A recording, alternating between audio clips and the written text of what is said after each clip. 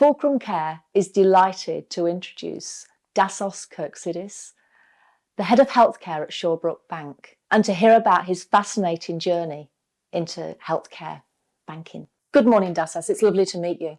And thank you very much for coming to Pivotal People. What I want to do is go back right to the very beginning of your career, your education, and just tell me a little bit about where you started from. I had no intentions of ever moving into banking or going into banking. When I was young, I was brought up in a quite a tough, challenging environment. First and second generation immigrant parents came over with no education themselves, with nothing in their pockets, and had to make a life for themselves here and bring up 3 children. So I was brought up in a small 2-bedroom local authority house, but we had quite I had a big family, a lot of cousins, but as a family it was quite challenging in terms of we had a lot of mental health issues as a family. We had a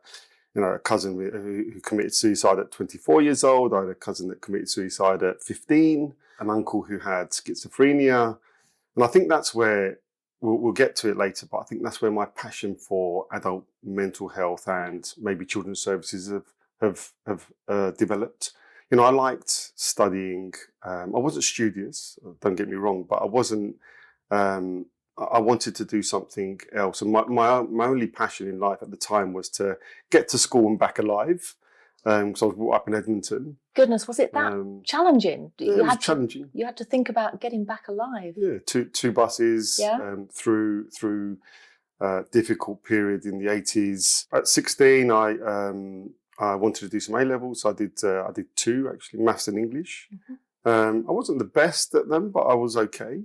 And then once I finished the A-levels, for me it was about what do I do next.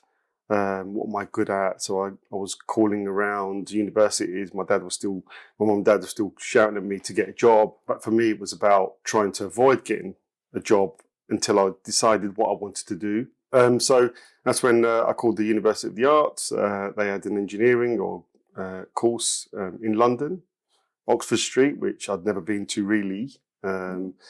So I did that for 3 years, and I met some wonderful people, some caring people who took a real big interest in me and my career, and offered me the opportunity to go abroad. So I worked in North Africa. Straight after I graduated, I went to Morocco, spent some time working for Marks and Spencer's, project management in their new factories. I also worked in Turkey for a year, being from Greek background. That was quite challenging, sure, but at the same time exciting.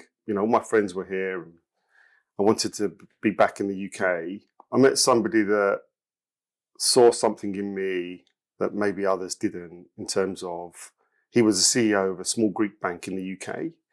And he said, I want some young individuals who have got a Greek Cypriot background, the heritage is there, to come in and I'll pay for you to study if you want to do that. And he paid for me to do my Chartered Institute of Banking exams, and then I worked my way through to lending in that bank. You kind of get a lot of satisfaction out of negotiating something, taking it to credit committee, getting that approved, and then providing the money, and then seeing that business flourish. I did 7 years there, which was really good, really good. I enjoyed it a lot because I met a lot of people. Found a new love for something that I'd never believed that I'd ever be interested in. And to be given that opportunity from somebody who just sort of found you and created, obviously saw something in you. That's fantastic. Yeah, absolutely. I'm indebted to him. I think he's retired now, but he was a great man. Taught me a lot. And then I went to Allied Irish Bank, and it was there really I sort of my first entry into healthcare, because I met a dentist who was just graduating, was looking to buy his first practice, still a good friend now, Dr. Ranjit Darwar. And I helped him buy his first practice in Slough. And then he bought a second, a third, and a fourth, and I was on that journey with him. Great. So really, from a journey, partnering, banker, client perspective, it was a great learning curve because I moved into an area where I was really uncomfortable. But actually, he helped me understand the sector and what they did, the nuances, the revenue streams, all that kind of stuff. And then he introduced me to somebody actually who had a care home. So this was about 2004-05. And I thought, care home, smelly place, old, decrepit. Were and I you went surprised? I was massively surprised. Sure. Because this place was, it was a conversion in North London. Population or the residents there who had been through, had served their country for so long and been through all the war, the challenges, the recessions, at the end of their life, being looked after by carers and a manager who had so much empathy and compassion. I could see it in their eyes. It was so passionate. When I asked, I've never been in a care home before. Tell me what you do here. Oh, they'd be delighted to tell you, I'm sure. and for the next hour or hour and a half, I remember, this lady telling me about why she's doing it was so humbling. I felt so embarrassed by, I'm in banking, and now I'm sitting there thinking, I'm only here to lend you some money, but actually the money is not going to be squandered or spent somewhere that isn't needed. And we did the deal, and I enjoyed it. I enjoyed the whole journey a lot because then I used this manager. I used to call her up. Yeah. I've seen another care home. It's got this many rooms. There's no ensuites. Yeah. The carpet's a bit dated, but actually the people in it are fantastic. What do you reckon? And she would give me a lot of tips on, a little bit like Ranjit was doing for me. Tips on what's best, what to look for, and then someone gave me the opportunity as well in Allen Irish Bank to work in the third sector, so the charitable care home operators. So that's all I did there actually. And then where it really exploded was Santander.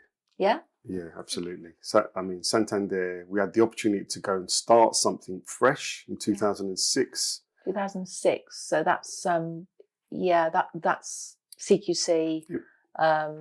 Yeah. Around that sort of time when we were everything was exploding at that point in time with the care homes. Definitely a lot of new builds going on, a lot of changing. Yeah.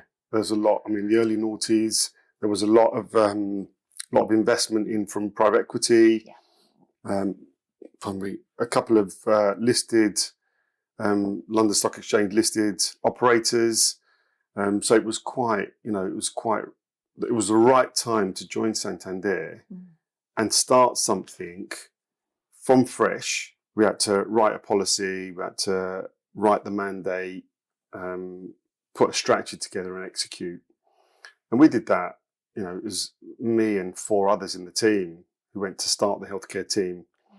We went from 0 to over 3 billion in 4 years, had lent to over 800 operators, more than 3,000 care homes secured within the portfolio. And that was a big mix of elderly care, specialist care and some children's services. Mm-hmm. So we had some wonderful people at the time who supported us, understood the sector and wanted to continue growing it. What I learned from that period was that there are some amazing people in the care sector that do wonderful jobs because they care. Yeah. I wanted to lend money to businesses that cared about what they did, but it was more about the passion that you got from people that are in the care sector that are doing what they do because they love it. It is. It's an amazing sector to work in, and you're getting the same love out of it as we do on the floor. It's no different. It's about caring for people and making people's lives better. And it's exactly what you're doing, lending the money. And what we do in terms of lending money is just a byproduct of what we do. Yeah. Just part of what we do. Mm-hmm. And therefore, going in to see a care operator who's looking to expand, who's looking to improve the environment, it's not just because they want a bigger profit. They want to make sure that the people in there are looked after in the right way. Yeah. I think Renos mentioned it in his pivotal, in that you look after the people, the pounds will look after themselves. I think since I've been working for Fulcrum, I've met a huge amount of amazing providers. And yes, it's highly regulated, which is a good thing. And I've had several conversations with CQC over the years, simply because of what we do. Yeah, of course. You know, they reached out to us at Santander actually and said, you know, you are in care, so we need to speak, and you are pivotal in terms of what you're doing to keep the industry going or the sector going. And it's really important that so being a sector specialist helps you to understand the CQC reports, understand the regulatory environment. Just tell me a little bit about the other bits in your career that are the charitable bits that you do. And I know probably you don't want to talk about them too much, but I think when you're involved in charities like you are, it's important to tell the world what it is you're doing. Yeah, so at Shawbrook we sponsor Saracens, but one of the most important parts or elements of that sponsorship is that we are working with some young ladies who have got ambition to be sports people, and some that find it difficult to find that path. So the program's called Empower Her, which is run by Saracens ladies, and I'm involved because, one, I've got a daughter and I need to make sure that she grows up in an environment that's equal in terms of gender equality.